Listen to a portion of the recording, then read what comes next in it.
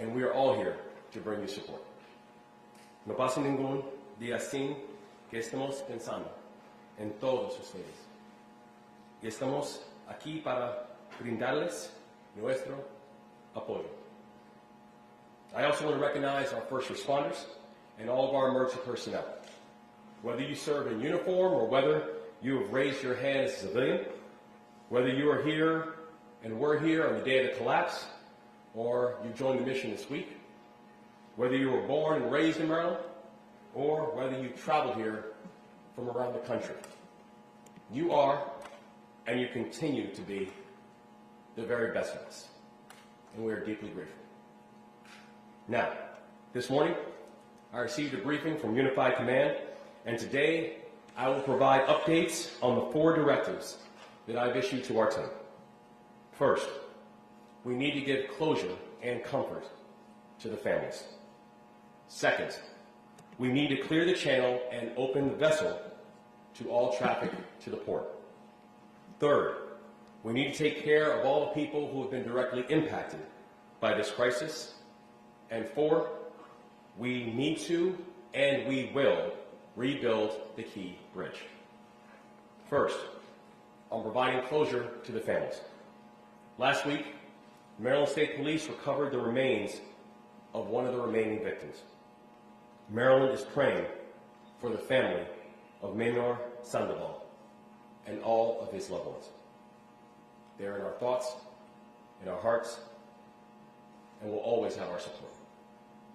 And in this moment, it's important that we not just recognize the tragic loss of these 6 Marylanders who perished during the Key Bridge collapse, but also remember the ways in which they have lifted our state up in the way that they lived.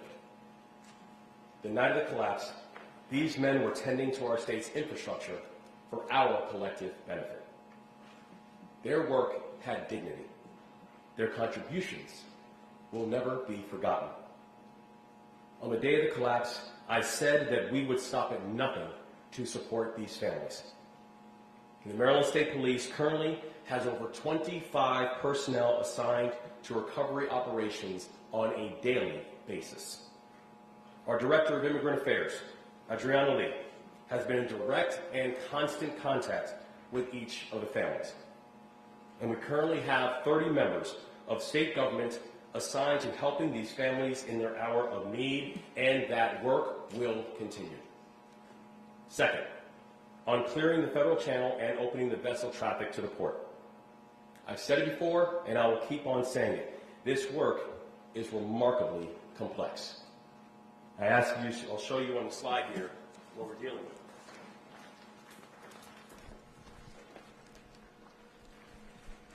So this over here is an aerial vision and aerial rendering of what we have. As you see here, the dolly trapped underneath the bridge. The thing I want to point out here, what's important to recognize, is this piece over here, as well as this piece over here. Not only are they massive, and when I say massive, we're literally talking thousands of tons that are sitting on top of the dolly and thousands of tons on the other side of the channel. But also, as Paul Hankins pointed out, our Director of Soup South pointed out, also Colonel Pinchason, that it'd be one thing if the part that you don't see here, it'd be one thing if it looked like that. It'd be one thing if the bridge kept its structural integrity. The problem is the bridge no longer looks like that. The bridge now looks like that. So as Colonel Pinchason always and accurately points out, what we're seeing from the top is one image. In many ways, what's even more complicated is what we don't see. Because this part up top here is now that mangled remnants of the Key Bridge that now sits in the Patapsco River.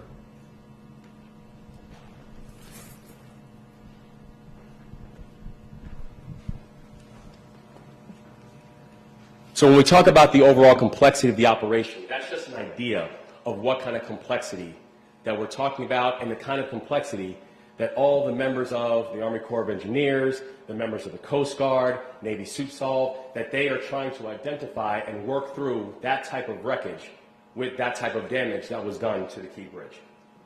So, the thing that we know, and we continue to highlight, is we've got a long road ahead of us. But I'm proud to say the remarkable work of this team that we keep on moving. And last week, the U.S. Army Corps of Engineers released an aggressive timeline for fully reopening the Fort McHenry Channel. And we're on track to open up a 35-foot deep channel by the end of April, and the length of that channel is also going to be 280 feet. We're also on track to clear the channel and restore port access to normal capacity by the end of May. We've already completed 2 temporary channels. One temporary channel is on the northeast side of the collapse with a controlling depth of 11 feet, and the other temporary channel is on the south side of the collapse with a controlling depth of 14 feet. As of this morning, there have been 58 commercial movements throughout those 2 channels, but let's be clear, even with those 58 movements, we're still only talking about 15% of what vessel traffic looked like before the collapse. So even when you factor in the vessels that are going to Trade Point Atlantic, the economic activity is likely even lower than that 15%, since we are talking about that depth of no more than 11 feet, that we're also now talking about smaller cargo and smaller ships. So I want to thank our friends from Trade Point Atlantic for the work that they're doing and for raising their hands. And I also want to say the commitment to making sure that we can get a deeper channel remains consistent. And they have a channel, when you look at our friends at Trade Point, have a channel with a controlling depth of over 35 feet, and that has been instrumental in helping us to find creative ways of keeping our commercial operations flowing.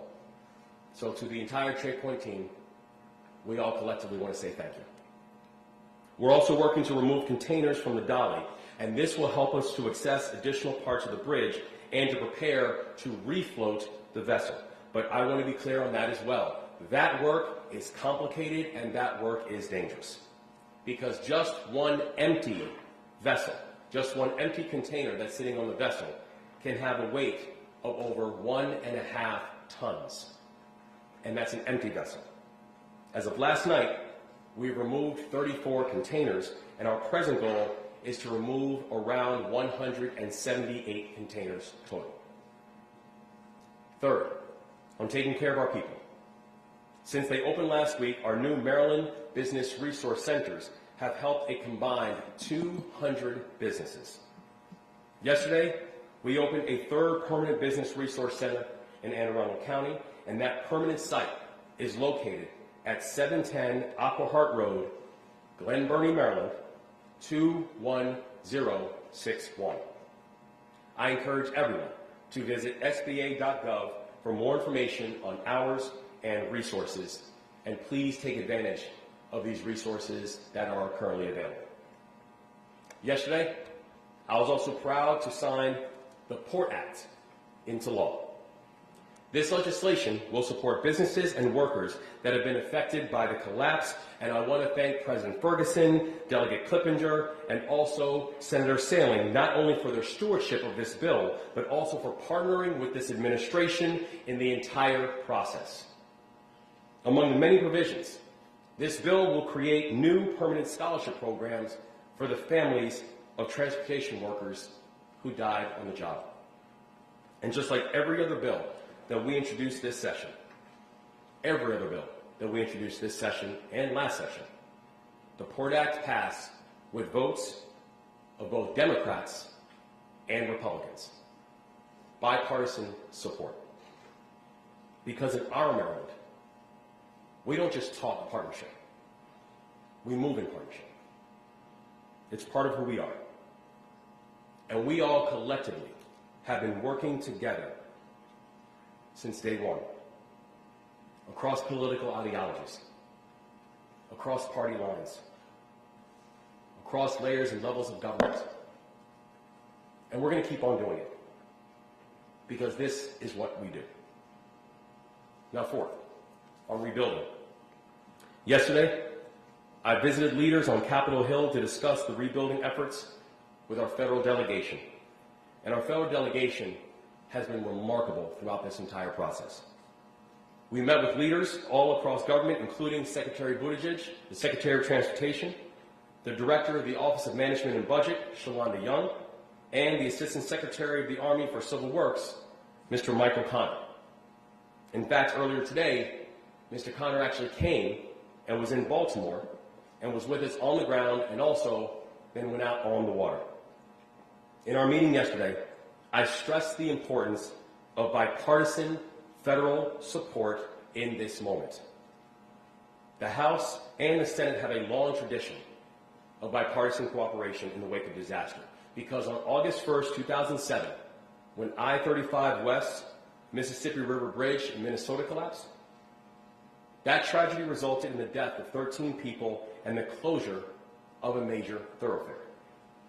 Democrats had majorities in both the House and the Senate at the time, and they worked with a Republican president, George Bush, to provide $250 million in emergency funds the day after the bridge fell. So now, members of Congress of both parties must come together again and act with the same level of urgency and partnership that they did in 2007. Now, for our part, this administration is ready and willing to work with anybody and everybody. So, to members of the U.S. House and the members of the U.S. Senate, my message is simple. Come to Maryland. Work with our congressional delegation. Sit down with me and my team. Get up close to the wreckage. See it for yourself. See what we've been seeing for 2 weeks.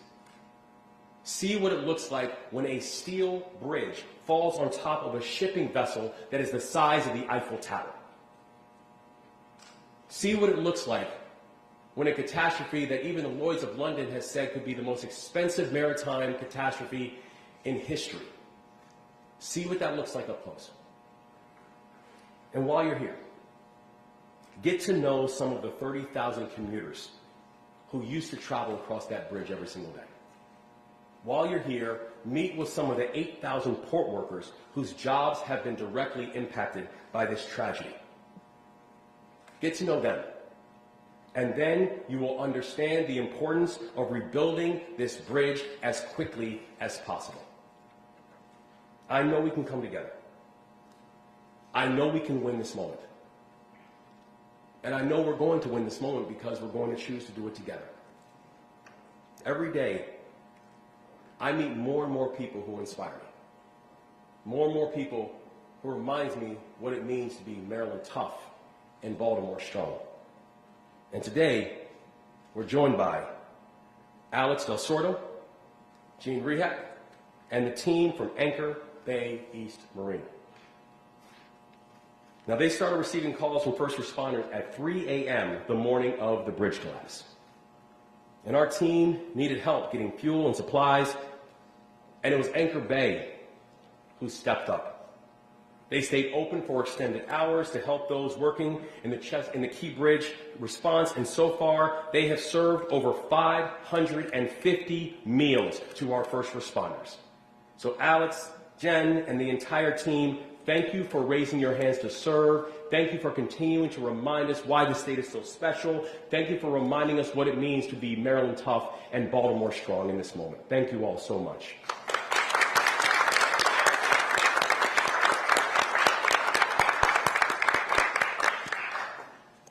And in a moment, I will turn it over to Lieutenant Governor Aruna Miller, and then following her, she'll be joined by the following speakers. Admiral Gilreath, speaking for Unified Command, Colonel Pinchason, speaking for the U.S. Army Corps of Engineers, Colonel Roland Butler, speaking for the Maryland Department of State Police, and Baltimore Mayor Brandon Scott. And I want to thank all of our additional partners that are here today and thank them for all of their work and service as well. I will now turn it over to Lieutenant Governor Aruna Miller.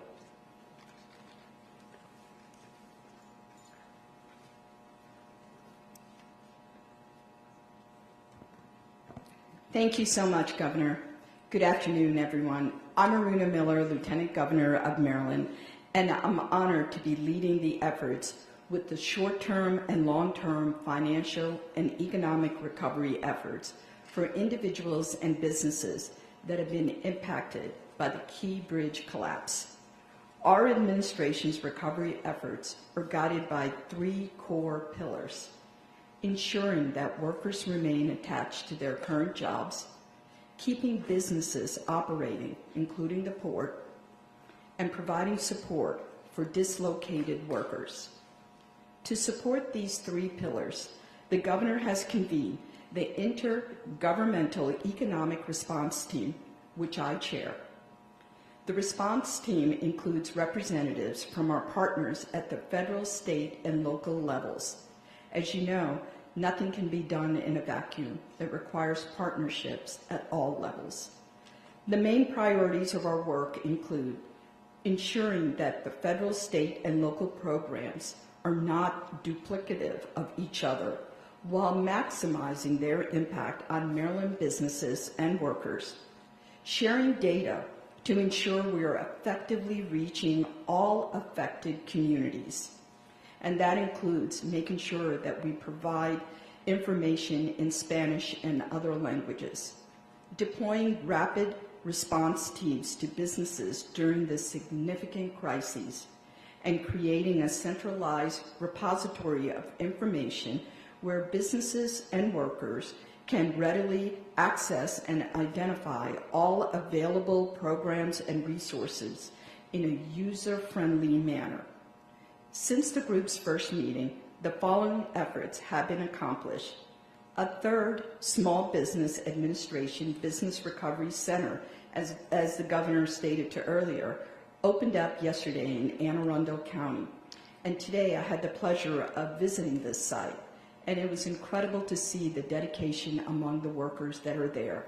Not only are they providing services to small business owners, but also they have wraparound services, including providing services for mental health, to making sure that they have rental and housing facilities and food pantries. Those are just some of the wraparound services that are being provided here. So a big shout out to County Executive Stuart Pittman and his entire team for making that possible. Governor Moore, as you know, also signed an executive order to release $60 million in state resources to aid in financial relief for individuals and businesses. He also signed, as you heard, the Port Act into law just yesterday, which modifies eligibility requirements to meet the specific needs of port workers. We're grateful to the partnership of the entire Maryland General Assembly in making this happen so quickly. Finally, we're also grateful for the several local program initiatives that have been launched at the local levels, from Baltimore County to Baltimore City to Anne Arundel County. These collective efforts will quickly provide resources to workers and businesses to help replace lost revenue and paychecks. When the block channels reopen, these initiatives will help businesses to remain in Maryland, maintain their workforce, and resume full operations. Thank you. And above and beyond all of this, our hearts, our prayers, and our thoughts continue for the victims and their loved ones. With that, I'd like to turn the microphone over to Admiral Guillory, who I have admired from day one since he started on Unified Command. Thank you.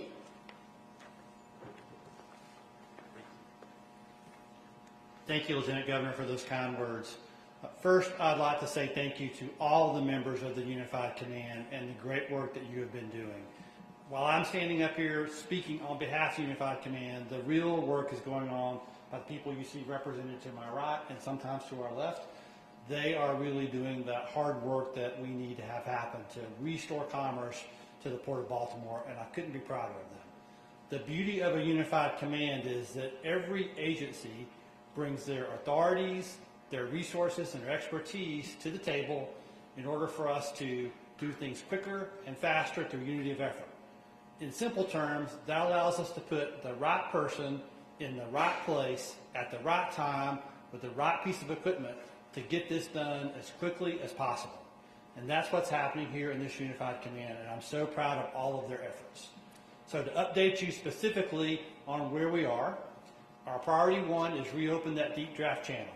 And we've made some significant progress along those lines. I'm going to let Colonel Pinchason talk about that in a little bit more detail. But to highlight some of those things, in addition to all the planning that you've heard her talk about and that Captain Suarez has talked about, we are now actually beginning to be able to cut some of the steel on the top portions of some of those sections of the bridge inside the deep draft channel. And that's tremendous progress, and we're really excited about that and what that means for us long term. And as the governor said, we are on track for those goals that have been set. Priority number 2 is to remove the ship, and we're making progress there as well. Along those lines, as the governor mentioned, we are removing containers from the bow of the vessel. And the reason we're doing that is so that can give us better access to the bow so that we can safely remove those pieces of the bridge that are on top of the bow, because that is essential to us to be able to refloat the vessel and remove it. So that's what we're doing with removing those containers, and those operations will continue. The third priority is remove the rest of the bridge debris from the waterway. And the state and their contractors are making great progress along those lines, and they have removed significant portions that were above the water. They've cut off significant portions above the water, put them on barges, and transferred them back to Trade Point. So they're making great progress along those lines as well, and I'm really proud of those efforts. So I'd like to turn it over to Colonel Pinchason to give you more of an update on that priority 1, restoring commerce to the deep draft channel. Thank you, Admiral. Governor Moore, thank you. Thanks for being here again today. It's an honor to be able to tell the story of all the hard work that our teams are making out there.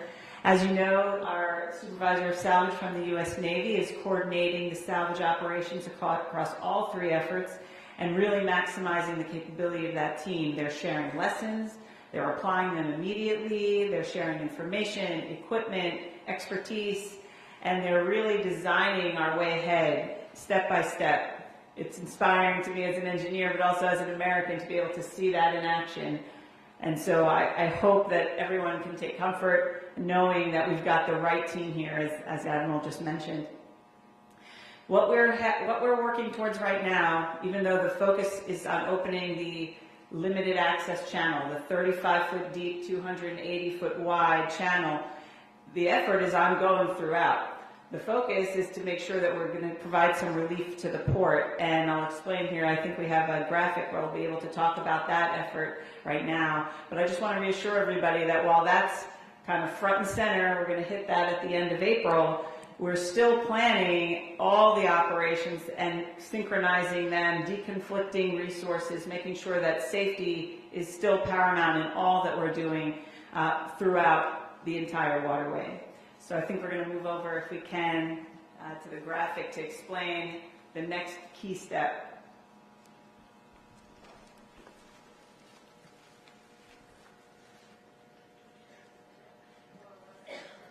Okay.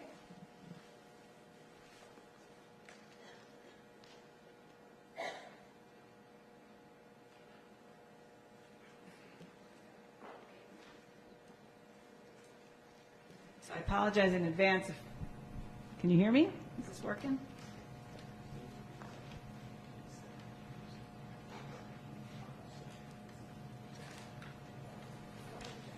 It's going to be hard for me not to geek out on the engineering stuff right now. No, give us 1 second. Give us 1 second. There we go.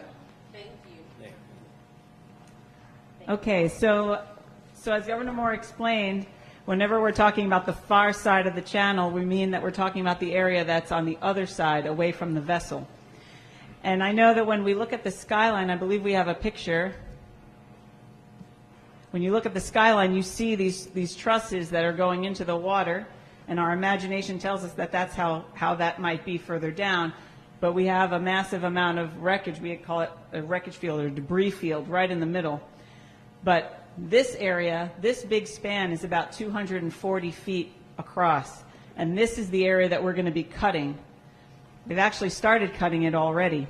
It's about 1,500 tons, and the salvers are tackling this by cutting it into 2 major sections. But what's really critical to this is to understand that this truss is actually going into, let's try that again, it's actually going into the water and into the mud line.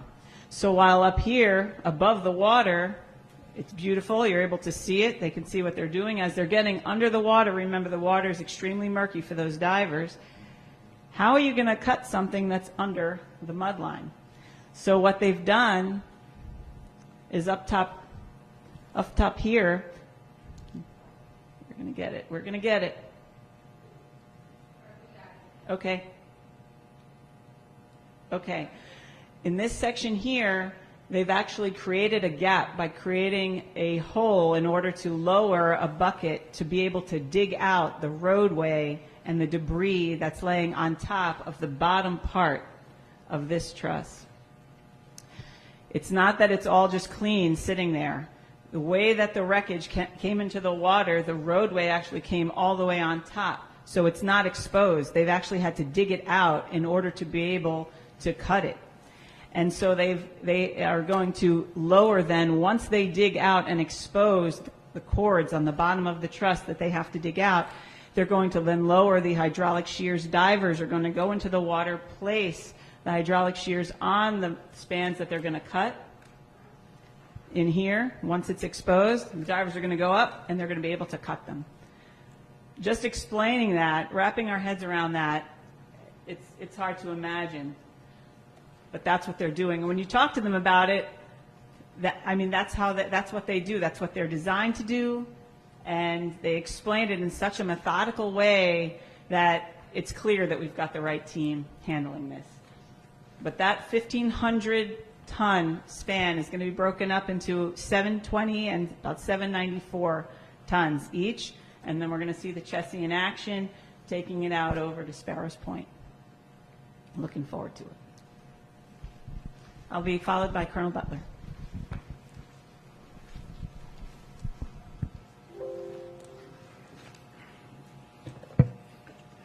Good afternoon. Thank you, Colonel Jason, Governor Moore, Lieutenant Governor Miller. The Maryland State Police Aviation Command works around the clock to secure the airspace surrounding the site of the bridge collapse. We want to remind everyone, this is a no-drone zone. On March 26, a temporary flight restriction, or TFR, was implemented by the Federal Aviation Administration at the request of the Maryland State Police. The FAA classifies the airspace above the site as restricted due to the bridge collapse. Under a recently modified TFR for special security reasons, the restricted airspace extends from the surface to 1,500 feet above the bridge, or above the waterline actually, and 2 nautical mile radius from the bridge. In accordance with the TFR, criminal penalties may be imposed for those that violate the restricted airspace. The safety and security of our personnel is of the utmost importance. The Unified Command, in partnership with local, state, and federal agencies, is committed to identifying, investigating, and prosecuting any unauthorized use of drones in the restricted airspace. Mayor Scott. Thank you, Colonel Butler, Mr. Governor, Mr. Lieutenant Governor. Let me start this afternoon, as I always do, by honoring those families who continue to suffer the most direct consequences of this unthinkable tragedy, particularly those families of those who we lost on the bridge. And again, say to them that we are with you now and will be with you forever. Every single day, we are hopeful that our efforts bring us closer to bringing them home and offering more closure to those families and our community as a whole. And I'm proud to be back here with this group after a brief hiatus, albeit for good reason. One, with the President's visit last week, and of course, Sani Day and the General Assembly ending earlier this week. Both of those occasions, I think, are critically important to this effort. I want to thank the President again for his incredible partnership on this effort, making available every single resource that we have needed, and we know he will continue to do that. His visit signifies a collaboration and partnership that we've had at every level of government throughout this entire process, and that is what is allowing us to move so quickly on such an aggressive timeline. I have to again say thank you and commend the Unified Command, Mr. Governor, and everyone on the progress that is being made every single minute. but most importantly, again, doing it all together. We continue to be hopeful as that time proceeds, of course, pending weather or any unforeseen circumstances. In the meantime, though, we, in partnership with our federal and state partners at the local level, will continue to do everything we can to take care of the families impacted by the closure of the Port of Baltimore. Yesterday, I was glad to stand with the governor, the Senate President, Delegate Clippinger, the Speaker, and all the members in the General Assembly at the signing of the Maryland Port Act, bringing even more resources to bear on this effort. So thank you, Mr. Governor, Mr. Senate President, Madam Speaker. Last week, I had a call with Acting HUD Secretary Taubman, and she brought up that if you can't pay your FHA insured mortgage due to the collapse of the bridge, you can contact your lender about temporarily pausing or reducing your monthly mortgage payment. HUD approved housing counseling agencies and stand ready to support. Additionally, today I was proud to announce that the City of Baltimore is taking additional steps that are under our preview. We released an updated action plan this afternoon, which seems to bring together all the efforts being done in partnership represented here and within city government. We outline a few additional items that in that action plan that are being implemented as we speak. We're evaluating the addition of another $1 million to our previously announced wage subsidy program, and new today, we are announcing that we are offering utility bill and rental assistance to those families impacted by the port closure. We are going to run these programs through our existing program to support families who need assistance. I've directed the entire city government to provide workers impacted by the bridge collapse access to energy assistance through the Maryland Energy Assistance Program and water bill support through the city's Water for All Assistance Program. Additionally, we'll be providing $500,000 into our ongoing rental assistance program specifically for eligible port workers. These two buckets of support will be going directly to city residents impacted by this tragedy to help address one of the biggest looming problems, bills coming due when there's not much work to be had. More information on these programs, the entire action plan released today, and information on how to access assistance and other types of assistance offered by a variety of sources can also be found on our website. And I know with the state standing up a central website as well, we'll make sure that all information is in one unified place as we've been throughout this tragedy in a unified measure. We want to continue doing everything that we can do to support Baltimoreans as they grapple with the fallout to this tragedy, and I know we will continue to emphasize that same coordination and cooperation that has defined this response thus far. And we will continue to do the most important thing, center the people impacted. And with that, I want to thank everyone again for their leadership, for their hard work each and every day, and turn it back over to my governor for questions. Thank you very much. All right, we're going to start with questions. I'll wait for the banner. Do we know what kind of cargo is on the 58 vessels that have made that transit? In order to know how many vessels that we routed. So the 58 vessels that have come in and out are mostly barges and tugs. I don't have all the information on their cargoes. We have had some additional vessels that have transited through, including the Port of Baltimore, came back through last week. And so they made it back into port as well, sir. Vessels rerouted to trade point, we know how many that's been constantly. I don't have the total number right off the top of my head, but there are several vessels that have called at Trade Point to offload cargo that had planned to call inside where the bridge is at now. Yes, sir. Some have called in there. Yes, sir. Thank you. We're going to come up with the sign. Another question for the unified command. I'm trying to get an idea of what kind of dredging has occurred, if any, or is planned to occur, and where that dredged material is going to go. So right now we're looking at our dredging options, but the digging that's taking place is just to clear the area in order to do some cutting of the trusses themselves. But the dredging that may need to occur to free the vessel, like we did with the Ever Forward, that's still under the planning phases. And real quick, that photo, that sonar photo from this morning that I showed earlier, is that facing northwest?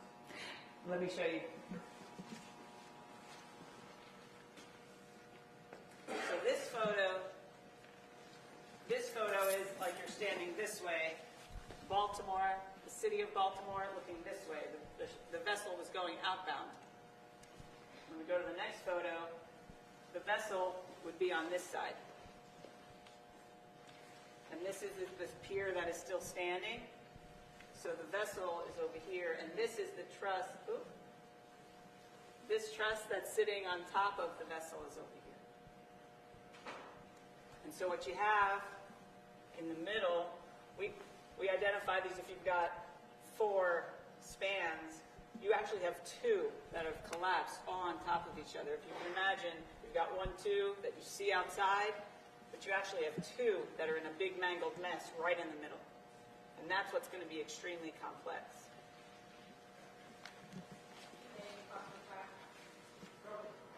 With all that you and your team know about the salvage and the other operations that are happening now, how confident are you of this timeline that's been done?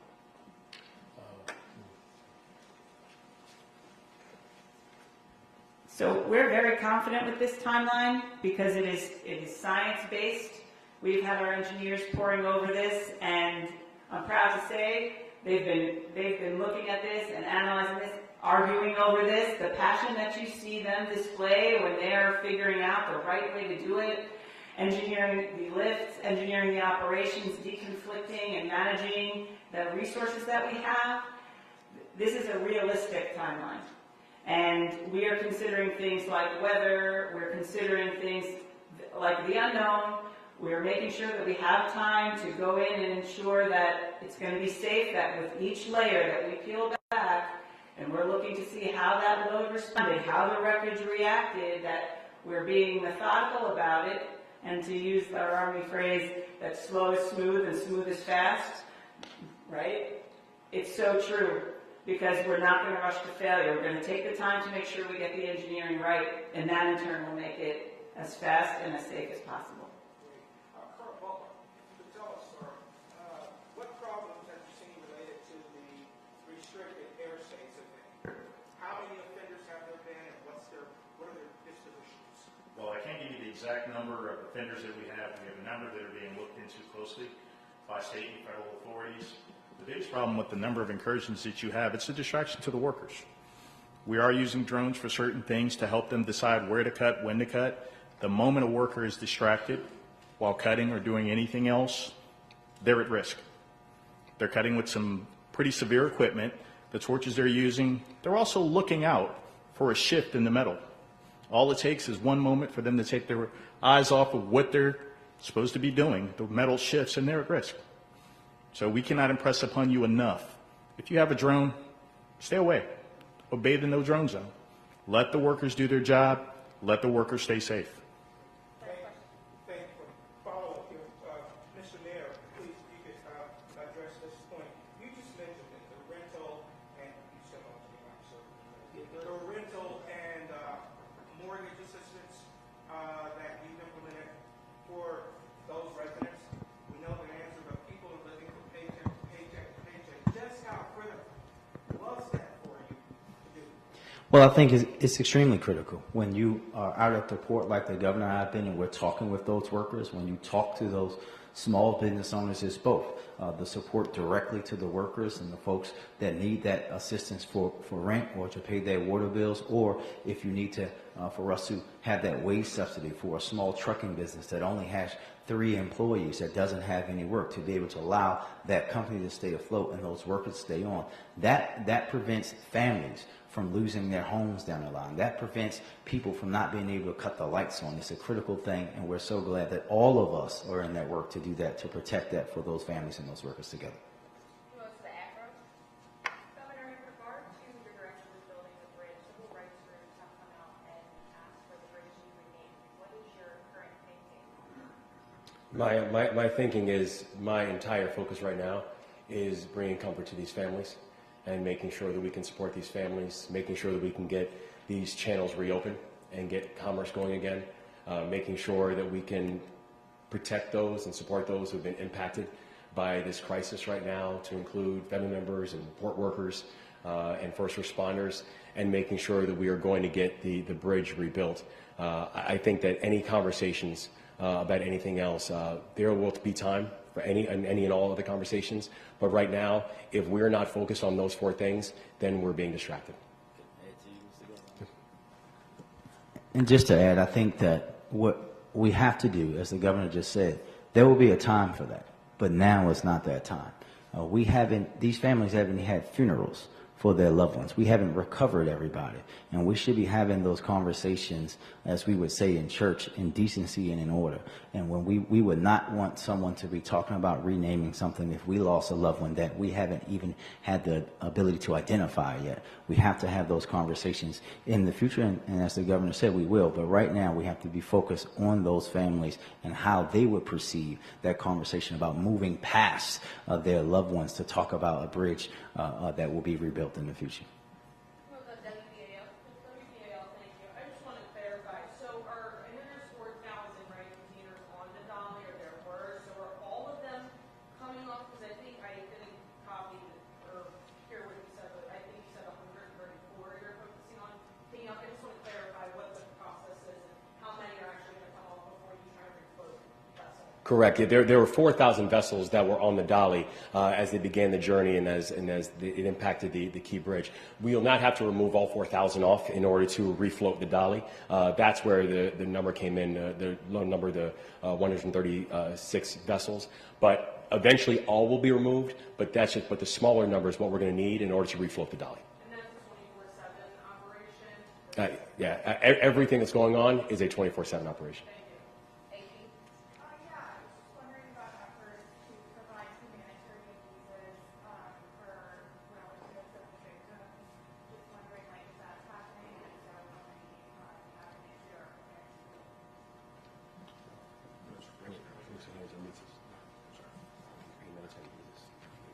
No, we haven't had any of that information come across yet. It's something we're preparing for.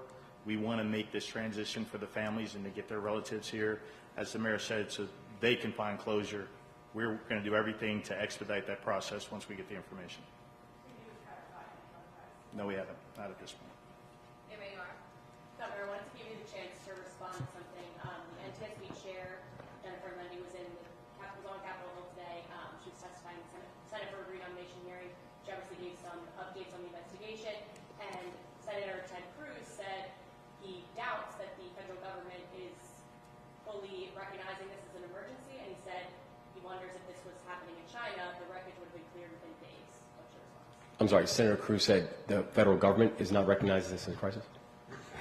I would say it was the federal government, and it was this administration, who called my phone and all of our phones at 3 o'clock in the morning. It was the federal administration and the Biden administration who was on the ground that morning. It was the Secretary of Transportation who was on the ground literally as the sun was coming up.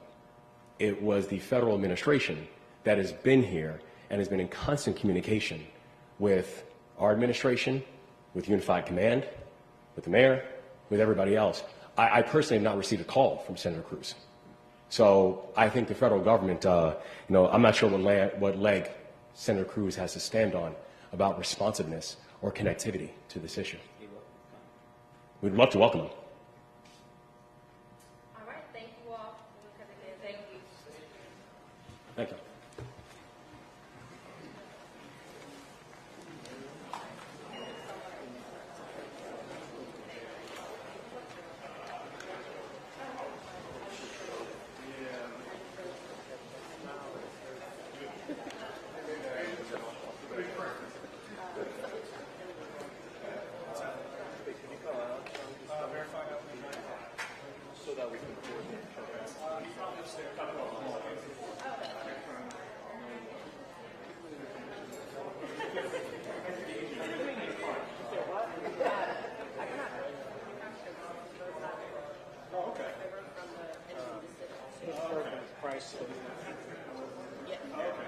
There's days like this where I actually love my job.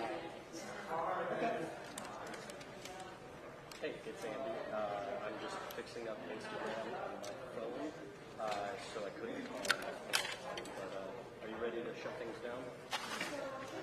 All right.